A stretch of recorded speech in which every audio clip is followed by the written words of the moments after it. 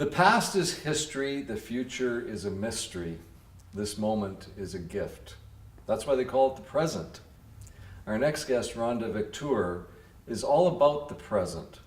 Her company, Incite Coaching, helps individuals and organizations to achieve their highest potential by being connected to themselves in the present.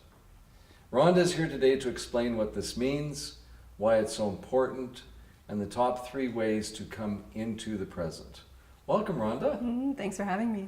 So great to have you here. So explain to me what we're talking about with conscious communication.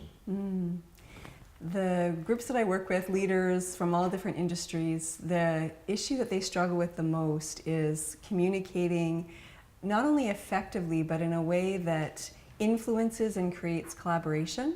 So when I created conscious communication as this umbrella for the work that I do, it was to help them to realize that it's not an elaborate process of going through step by step that they need to be aware of when they're leading their teams or working with clients.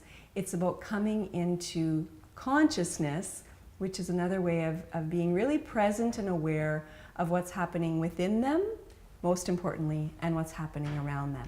What are your thoughts on this concept that, you know, business and your work environment is over here and your home environment and your private life is over here? I personally don't buy into that. What do you think? Because you're a business coach primarily. What's the difference between a business coach and a personal coach, and how often does that cross over in the real world? In my real world, they're constantly crossing over. It's really like pouring 2 different liquids into separate sides of a bowl and expecting them to stay apart from one another. They can't stay apart. One of the things that people will often notice as we're getting into coaching is that when we begin, they'll have a handful, maybe 3 primary goals that they've set for their business growth. And within the first session or 2, we're diving really deep into personal challenges. And they quickly realize that when those are addressed, there's this beautiful ripple that's happening in their business life. So as we're addressing one, the other is being absolutely impacted. So even though my work is as a leadership coach, we're getting into the emotional pieces, we're getting into the personal elements and going deeper so that all of parts of their lives can be impacted. So let's get back to this discussion about being in the present. It sounds simple, and I know that for myself, that's something I've quote unquote struggled with. Well, first of all, in my first 20 or 30 years, I didn't even realize I wasn't in the present. So I was just asleep at the wheel. Once it was, exposed to me, this whole idea of being consciously in the present moment, and you start to work on that, it's amazing the results that can flow from that. What would you say are can you give us like your top 3 ways that you teach people or coach people how to become more in the present moment? Absolutely, yeah. So there's 3 words that I use, and I use it throughout my practice: breathe, notice, choose. And each of those words really is a step in the process. So those are the 3 that I'd encourage you to play with. So breathe being the first. When we're in an experience of emotional hijack, which happens up to 12 times every hour, it's happening every 5 minutes, we're being triggered by something else. When that happens, the fastest way to return back into presence is through breath. Emotional hijack. Yes. And you're being hijacked, and the hijackers are your own past experiences and things that trigger you. Exactly. Amazing. That's a beautiful way to put it. Okay, so I'm emotionally hijacked. I notice it. Well, maybe I don't notice it. I'm just getting tensed up. So breathe? What do you mean? Yeah, deep, slow breath will reverse the actual hormonal process that's happened. When we're triggered, and it could be triggered with excitement, but most often it's triggered with fear or anxiety about something. When we're triggered, we have this release of hormones that gets us ready to fight, flight, freeze. Right. It prepares us for that.